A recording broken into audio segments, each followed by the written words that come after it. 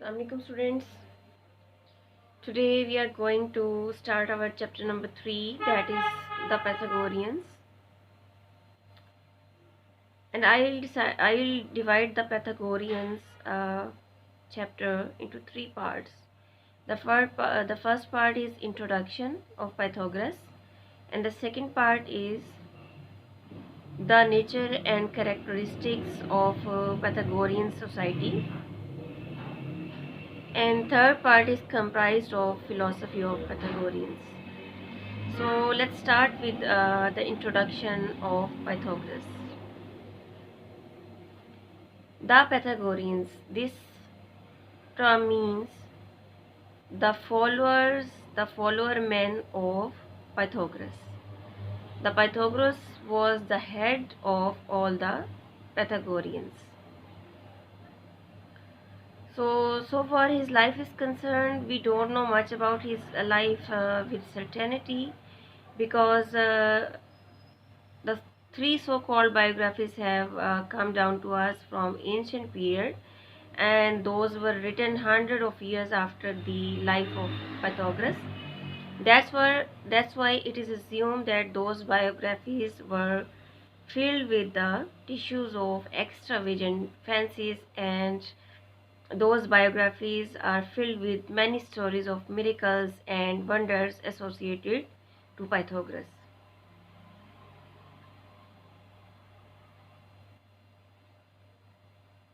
So due to those miraculous and stories of wonders, we couldn't know much about the actual facts of Pythagoras' life. Anyhow, few definite facts we can know about the life of Pythagoras. The first one is that he was born somewhere between 580 and 570 before Christ at Samos. That means we exactly don't know the date of birth of Pythagoras. It might be between 580 and 570 before Christ. And he lived his childhood and obviously youth at the same city, Samos. But about his middle age, it is known that he migrated to Crotona in South Italy. It is a region in South Italy. And it is also thought that before he traveled to Crotona in South Italy, he had traveled extensively in Egypt and other countries of East. This assumption was due to the nature of Pythagorean society and the nature of philosophy of Pythagoreans. Anyhow, there is no historical evidence of his traveling to Egypt and other countries of East. We cannot say it with certainty. Either he certainly traveled to East or not.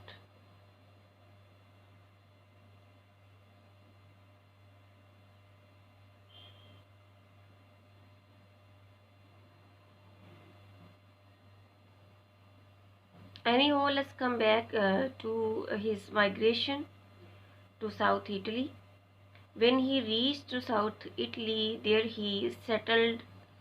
There he founded a society that named about his name Pythagoras, the Pythagorean Society, and he lived there as the head of that society many years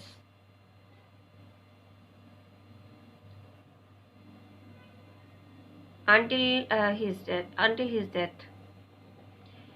And not much is known about his later life and date and manner of his death. There are all the fanciful stories that we'll see in the next part of this chapter.